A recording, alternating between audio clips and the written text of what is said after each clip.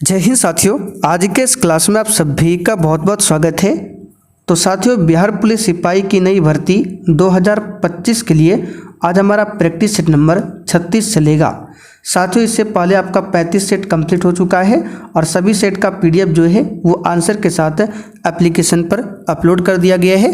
Application का link description box में है, आप लोग जाकर डाउनलोड कर सकते हैं। तो चलिए इसी के साथ आज के सेट को स्टार्ट करते हैं। तो साथियों, आज का पहला क्वेश्चन देखिए, करो या मरो का प्रसिद्ध नारा किसने दिया था? महात्मा गांधी, वल्लभ भाई पटेल, जवाहरलाल नेहरू या फिर डी राजीव गांधी ने? तो ये क्वेश्चन पहले भी आपको बता चुके हैं। इसका सही आंसर है महात्मा गांधी ने करो या मरो का नारा दिया था। कब? तो 1942 में जो भारत छोड़ो आंदोलन हुआ था, उसी आंदोलन में यह नारा दिया गया था। वल्लभ भाई पटेल की बात करें तो 1928 में जो बारदोली सत्याग्रह हुआ था, इसका नेतृत्व किया था सरदार वल्लभ भाई पटेल ने। इनके जन्मदिवस पर 31 अक्टूबर को हर एक वर्ष क्या मनाया जाता है? राष्ट्रीय एकता दिवस। चलिए क्वेश्चन नंबर देखिए दूसरा, पंचशील के सिद्धांतों का प्रतिपादन किसने किया था? और देखिए, जो भी चैनल पर पहली बार आए हैं, आप लोग क्लास टाइमिंग को नोट कर लीजिए। ये क्लास आपको रात में 8 बजे दिया जाता है। इससे पहले आपका एक और क्लास है शाम में 7:30 बजे, ठीक है? तो दोनों क्लास को आपको डेली अटेंड करना है। तो ये सिद्धांत का प्रतिपादन किया था पंडित जवाहरलाल नेहरू ने। यहाँ पर सी ऑप्शन आपका सही जवाब है।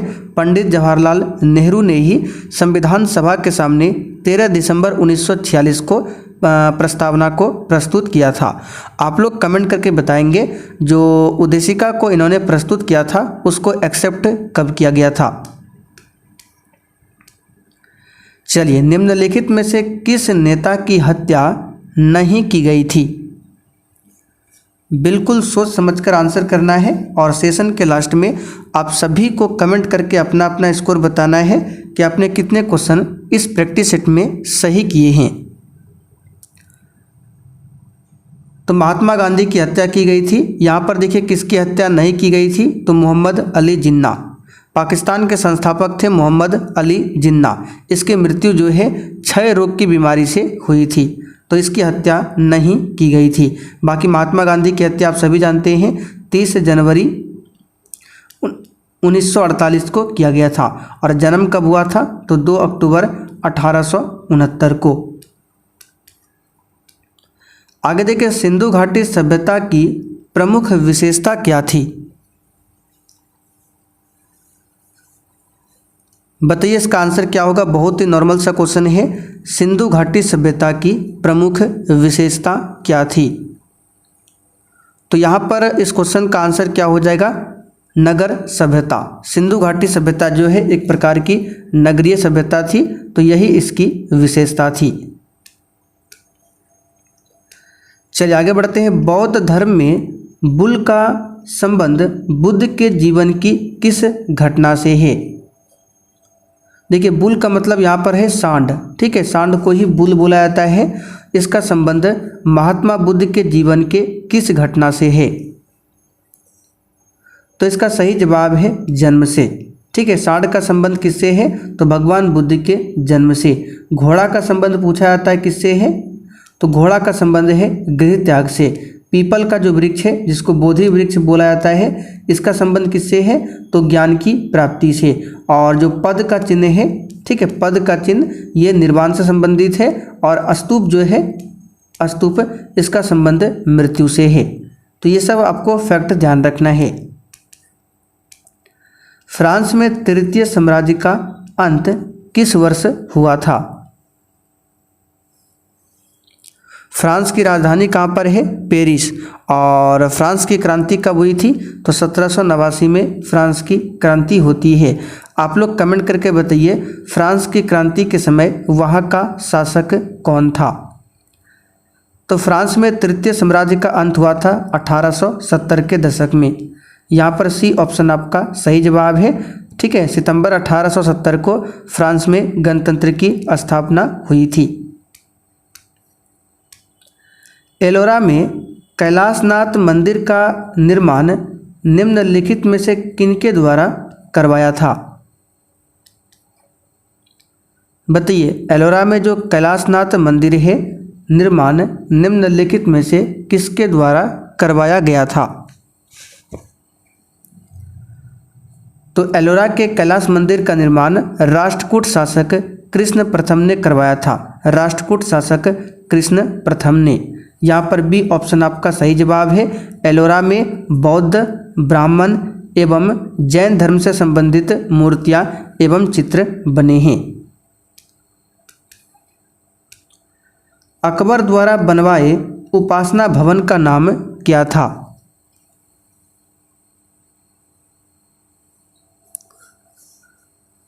साथियों, इसका सही जवाब है इबादत खाना। ठीक है, इबादत खाना।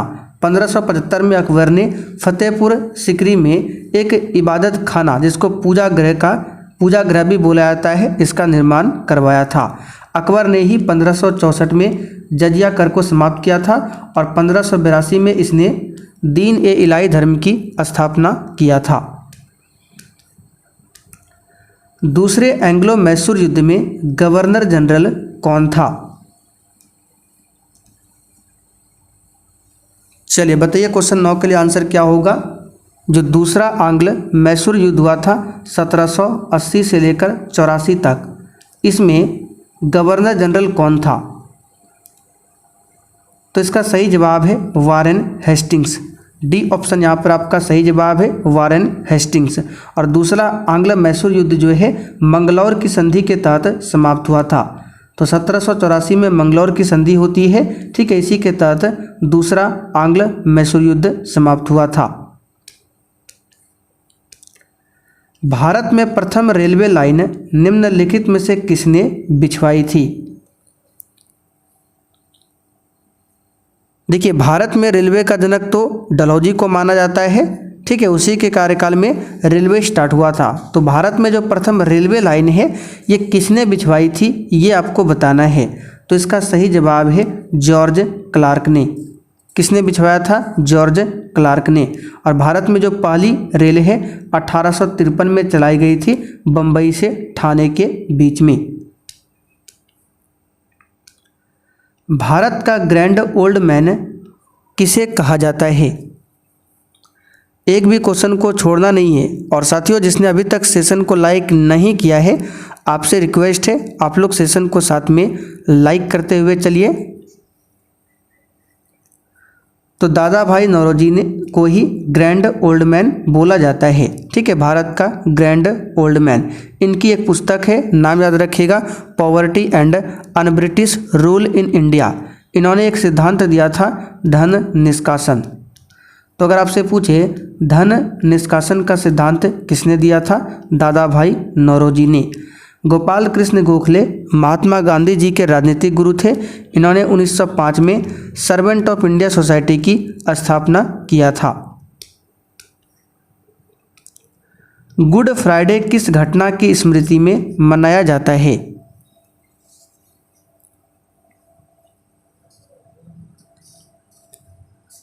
सही जवाब है ईसा के सूली पर चढ़ाने पर। ठीक है, ईसा के सूली पर चढ़ाने पर गुड फ्राइडे मनाया जाता है। नीचे दिए गए कथनों में से गलत कथन को पहचानिए। चलिए सभी ऑप्शन को ध्यान से पढ़िए। पहला ऑप्शन में है क्षेत्रफल की दृष्टि से ब्राज़ील जो है विश्व में 5वां स्थान रखता है। ये बिल्कुल सही है। ठीक है, ब्राज़ील जो है पृथ्वी पर 5वां सबसे अधिक आबादी वाला देश है। ब्राज़ील में जनसंख्या घनत्व दिया है लगभग 230 व्यक्ति प्रति वर्ग किलोमीटर। ये बिल्कुल गलत है। ब्राज़ील का जो जनसंख्या घनत्व है 230 नहीं है, यह है 25, मात्र 25 व्यक्ति प्रति वर्ग किलोमीटर। तो ये वाला कथन ही गलत है। बाकी 2011 की जनगणना के अनुसार भारत की जनसंख्या 121 करोड़ थी। 2011 की जनगणना के अनुसार भारत का जनसंख्या घनत्व 382 व्यक्ति प्रति वर्ग किलोमीटर। ये सभी कथन आपका सही है, केवल बी वाला ऑप्शन गलत है। सुंदरवन या मैंग्रोव वन कहाँ पर पाए जाते हैं?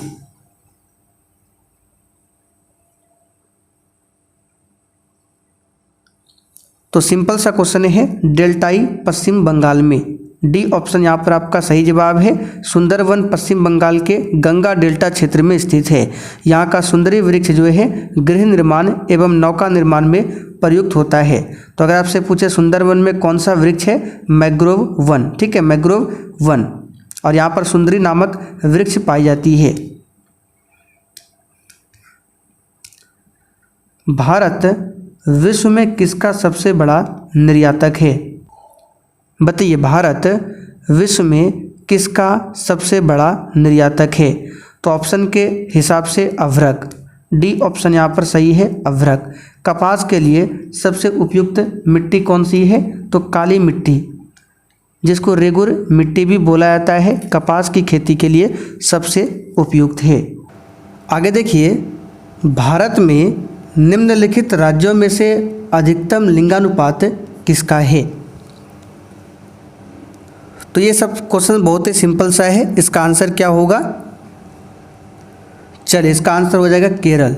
ठीक है, क्या हो जाएगा? केरल। केरल का लिंगानुपात कितना है? तो 1084। तो केरल का लिंगानुपात सबसे अधिक है। अगला क्वेश्चन, निम्नलिखित में से किसे वर्ण भूमि कहा जाता है? तो इसका सही जवाब है बेल्जियम। ठीक है, बेल्जियम को वहाँ होने वाली प्रमुख युद्धों के कारण यूरोप का अखाड़ा भी कहते हैं और इसे यूरोप की वर्ण भूमि भी बोला जाता है। यहाँ पर ए ऑप्शन आपका सही जवाब है। बेल्जियम की राजधानी कहाँ पर है? ब्रुसेल्स। भूटान की राजधानी कहाँ पर है? थिम्पू। आगे देखिए, सूर्य की बाह्यतम परत को क्या कहते हैं? बताइए, सूर्य की बाह्यतम परत को क्या कहते हैं? तो साथियों, सूर्य का बाह्यतम भाग जो केवल सूर्य ग्रहण के समय ही दिखाई देता है, उसको कोरोना या फिर किरीट बोला जाता है। सी ऑप्शन यहाँ पर आपका सही है। निम्नलिखित में से कितने याम्योत्तर के साथ साथ अंतर्राष्ट्रीय तिथि रेखा निर्धारित की जाती है? इसका आंसर है 180 डिग्री याम्योत्तर के साथ साथ अंतर्राष्ट्रीय तिथि रेखा निर्धारित की जाती है और यह एक काल्पनिक रेखा है।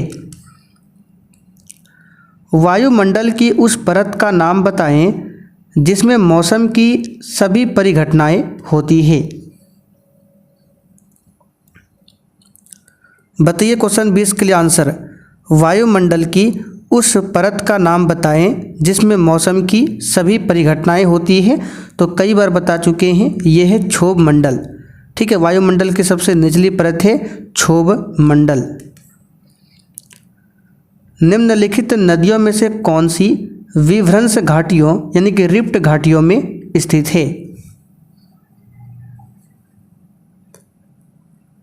तो इसमें से कौन सी नदी है जो रिफ्ट घाटियों में स्थित है? तो इसका सही जवाब है, यह है ताप्ती नदी। ठीक है, यहाँ पर डी ऑप्शन आपका सही जवाब है, ताप्ती नदी। चलिए आगे बढ़ते हैं।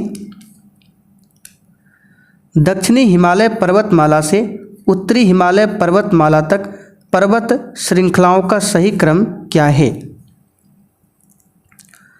तो इससे पहले देखिए, हमने आपको बताया था इसको पहचानने का तरीका क्या है। हमने आपको बताया था दक्षिणी हिमालय पर्वतमाला से उत्तरी हिमालय पर्वतमाला तक यहाँ पर पूछा गया है। तो दक्षिणी हिमालय जो पर्वतमाला है, सबसे नीचे वाला है, उसको बोला जाता है हिमाद्री। ये आपको बता चुके हैं।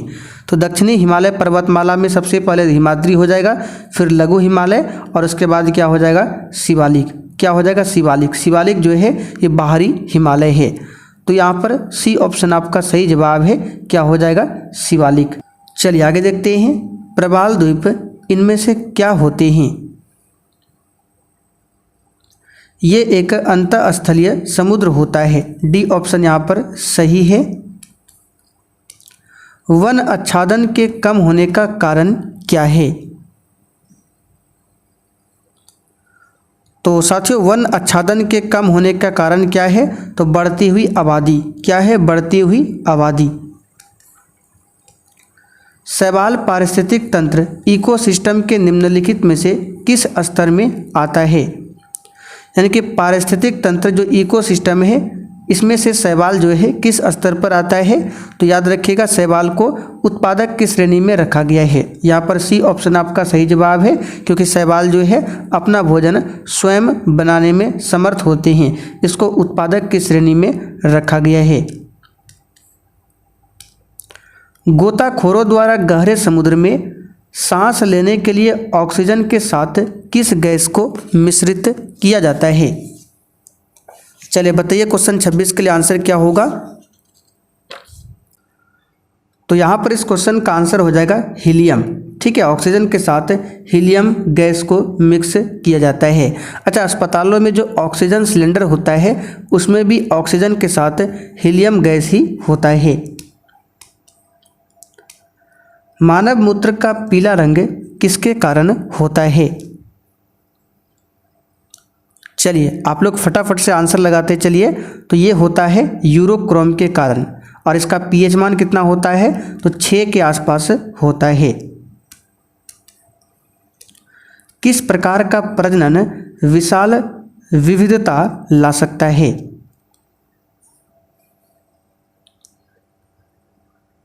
तो इसका सही जवाब है लैंगिक प्रजनन। लैंगिक प्रजनन विशाल विविधता लाने में सक्षम है। यहाँ पर सी ऑप्शन आपका सही है, लैंगिक प्रजनन। एंजियोस्पर्म के प्रजनन भाग डैश में स्थित होते हैं? तो साथियों एंजियोस्पर्म के जो प्रजनन भाग होते हैं वो पुष्प में स्थित होते हैं। किस में स्थित होते हैं? पुष्प में। यहाँ पर डी ऑप्शन आपका सही आंसर है। डैश अधातु कमरे के तापमान पर तरल होती है? तो सिंपल सा क्वेश्चन है, अभी हमने 7:30 बजे की क्लास में भी आपको बताया था। ब्रोमीन एकमात्र ऐसा अधातु है जो कि कमरे के ताप पर तरल अवस्था में होता है।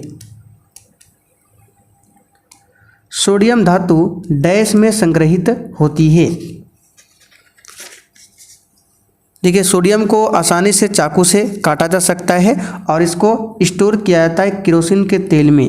ठीक है, सोडियम का सिंबल होता है Na और परमाणु क्रमांक होता है 11। आधुनिक आवर्त सारणी में परमाणु संख्या 58 से 71 वाले तत्वों को क्या कहते हैं? तो इसको बोला जाता है लैंथेनाइड्स। ए ऑप्शन यहाँ पर आपका सही जवाब है। ठीक है, लैंथेनॉइड्स बोला जाता है। ये आवर्त सारणी के 6ठे आवर्त में स्थित होते हैं और इसको एफ ब्लॉक तत्व भी बोला जाता है। बाकी अक्रिय गैस के बारे में बता चुके हैं। इसको आवर्त सारणी के वर्ग नंबर या फिर समूह नंबर 18 में रखा गया है। अक्रिय गैस या फिर निष्क्रिय गैस। घड़ी में स्फटिक क्रिस्टल का कार्य किस पर आधारित होता है?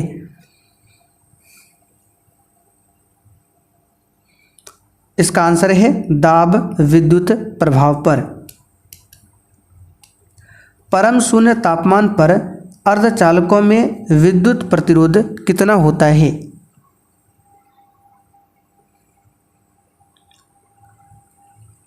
तो यहाँ पर इस क्वेश्चन का आंसर क्या हो जाएगा?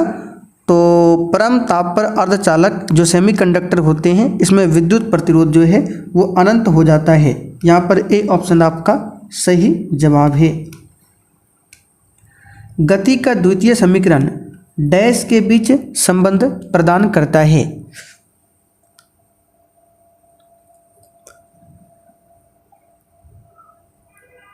तो यहाँ पर इस क्वेश्चन का आंसर क्या होगा बताइए। गति का जो दूसरा समीकरण है ये किसके बीच संबंध को दिखाता है? तो इसका सही जवाब है स्थिति समय को। ठीक है, स्थिति समय को। जब प्रकाश किसी चमकीली सतह पर आपतित होती है डैश परावर्तन की घटना होती है? तो देखिए जब प्रकाश किसी चमकीली सतह पर आपतित होती है तो नियमित परावर्तन की घटना होती है। कौन सी? नियमित। यहाँ पर डी ऑप्शन आपका सही जवाब है। काइटिन युक्त कोशिका भित्ति किस पादप समूह में पाई जाती है? बताइए इस क्वेश्चन का आंसर क्या होगा? तो देखिए याद कीजिए, हमने आपको बताया था काइटिन जो होती है कवक की कोशिका भित्ति, यानी कवक की जो कोशिका भित्ति होती है वो काइटिन की बनी होती है। अच्छा, कवक का अध्ययन क्या कहलाता है? तो माइकोलॉजी। ठीक है, माइकोलॉजी के अंतर्गत कवक का अध्ययन किया जाता है। और शैवाल का अध्ययन क्या कहलाता है? तो फाइकोलॉजी। हरित लवक के किस भाग में प्रकाशिक अभिक्रिया संपन्न होती है? चलिए बताइए इसका आंसर क्या होगा। हरित लवक के किस भाग में जो प्रकाशिक अभिक्रिया है वो संपन्न होती है? तो यहाँ पर इसका आंसर क्या होगा? हरित लवक के ग्रेना भाग में। कहाँ पर? ग्रेना भाग में प्रकाशिक अभिक्रिया जो है संपन्न होती है। याद रखिएगा, इंपॉर्टेंट क्वेश्चन है। कॉस्मिक किरणों व परमाणु ऊर्जा के क्षेत्र में अनुसंधान के लिए विख्यात भारतीय वैज्ञानिक कौन है? तो ये है डॉक्टर होमी जहांगीर भाभा।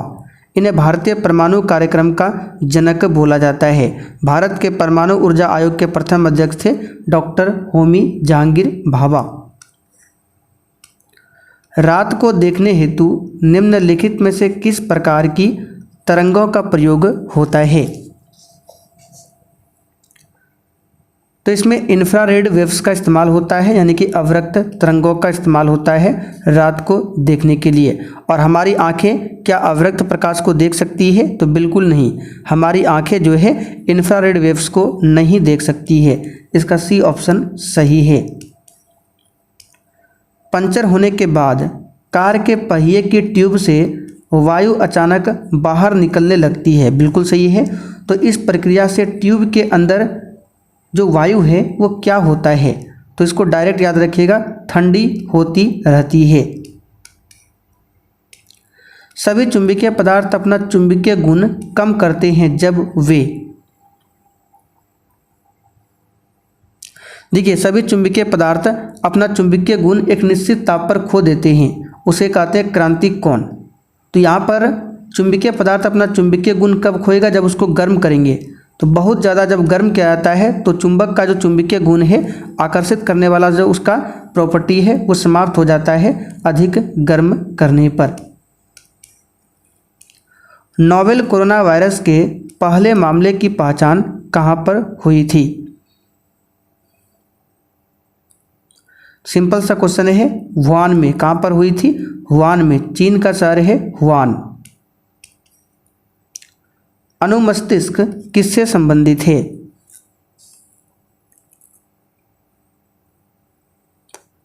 तो साथियों, अनुमस्तिष्क का कार्य मांसपेशीय गतिविधियों के समन्वय है, यानी कि यहाँ पर बी ऑप्शन आपका सही है। पादप कोशिका भित्ति किससे बनी होती है? तो अभी हमने आपको बताया था कवक की कोशिका भित्ति काइटिन की बनी होती है, तो ये तो होगा नहीं, ये तो कवक की कोशिका भित्ति है। पादप की जो कोशिका भित्ति होती है वो सेलुलोज की बनी होती है। ठीक है, तो कवक की कोशिका भित्ति सेलुलोज और साथ में पेक्टिन दिया हुआ है, इससे बनी होती है। सेलुलोज एक जटिल कार्बोहाइड्रेट है। एक कृत्रिम उपग्रह में विद्युत ऊर्जा का स्रोत क्या होता है? सिंपल सा क्वेश्चन है। जो कृत्रिम सैटेलाइट होता है सौर सेल होता है, सोलर उसमें लगा होता है। और एक क्वेश्चन यहाँ से बनता है, जो सोलर सेल होता है उसमें किसका इस्तेमाल होता है? तो सिलिकॉन या जर्मेनियम अर्धचालक का इस्तेमाल होता है। और सौर सेल जो है सोलर एनर्जी को इलेक्ट्रिकल एनर्जी में बदलता है। इनमें से कौन सी ग्रीन हाउस गैस या ऐसी गैस है जो ओजोन परत को नुकसान पहुंचा सकती है? तो ग्रीन हाउस गैस का उदाहरण हमने आपको बताया था। सबसे पहले तो कार्बन डाइऑक्साइड, उसके बाद नाइट्रस ऑक्साइड, फिर मीथेन, जलवाष्प, CFC, ये सभी क्या है? ग्रीन हाउस गैस है जो ओजोन परत को नुकसान पहुंचा सकती है। तो यहाँ पर देखिए मीथेन दिया हुआ है CH4, ये एक भारी गैस है। ठीक है, मीथेन गैस को भारी गैस भी बोला जाता है और ये अधिकतर दलदली स्थानों पर पाई जाती है मीथेन गैस। क्रोमेटोग्राफी की तकनीक का प्रयोग होता है। तो क्रोमेटोग्राफी एक ऐसी तकनीक है जिसके माध्यम से किसी मिश्रण से पदार्थों को अलग किया जाता है। एक मिश्रण से पदार्थों को अलग करने में क्रोमेटोग्राफी की तकनीक का इस्तेमाल होता है। अयस्कों के धातुओं के निष्कर्षण का विज्ञान क्या कहलाता है? तो इसको कहते हैं मेटलर्जी। ठीक है, हिंदी में बोलते हैं धातु कर्म। क्या बोलते हैं इसको? धातु कर्म बोला जाता है। हाइड्रोलॉजी क्या है? तो इसके अंतर्गत जल का अध्ययन किया जाता है। मेट्रोलॉजी के अंतर्गत मौसम का अध्ययन किया जाता है। ठीक है, मेट्रोलॉजी नहीं, मीट्रियोलॉजी। ठीक है, मीट्रियोलॉजी के अंतर्गत मौसम का अध्ययन किया जाता है। चलिए आगे बढ़ते हैं।